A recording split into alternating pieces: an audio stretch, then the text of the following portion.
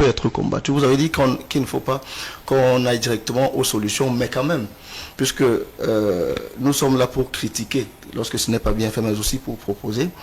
Le président du PSRN, l'honorable Cabral Dibi, dans le manifeste pour la rupture et le changement, au chapitre 5e qui traite de la décentralisation communautaire, propose que lorsque vous avez une entreprise comme Eneo, qui est certes une entreprise privée, mais qui a une délégation de service public, qu'on oblige le dirigeant, qu'on mette des quotas, de sorte que le dirigeant ne puisse recruter les ressortissants de son aire géographique qu'à une certaine hauteur. Lui, il propose 30%, c'est soumis à la réflexion, on peut réfléchir. Mais il propose aussi que si vous êtes à l'ouest et qu'il y a des ressortissants de l'ouest qui ont la technicité nécessaire pour les postes demandés, que 30% de ces postes-là soient réservés aux ressortissants de l'ouest. C'est une proposition qu'il fait. Ça fait 60% pour le dirigeant, c'est un plafond, 30% pour la région qui reçoit l'entreprise et les autres 40% pour, je dis bien, ce sont des plafonds. Ça ne veut pas dire que ça doit être fait comme cela de façon automatique, mais ce sont des plafonds. Sinon, vous pouvez créer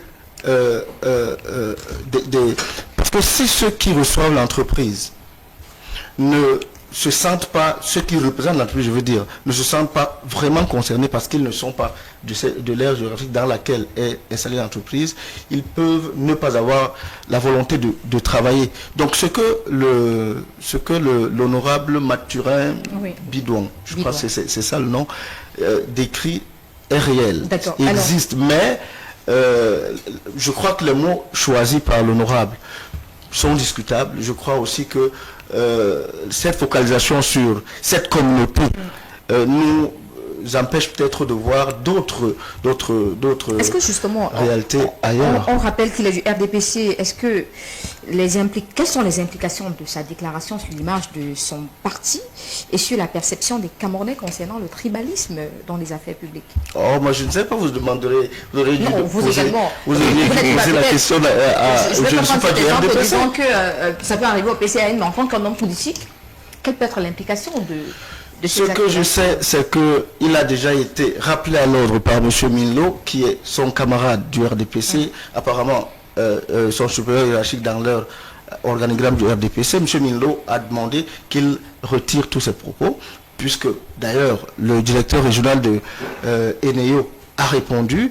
et cette fois-ci avec une autre liste, une liste qui nuance ce que l'honorable Bidon a rendu public. Donc je crois que au sein du RDPC déjà, il y a malaise, mais mon cher aîné est là pour me parler de ça.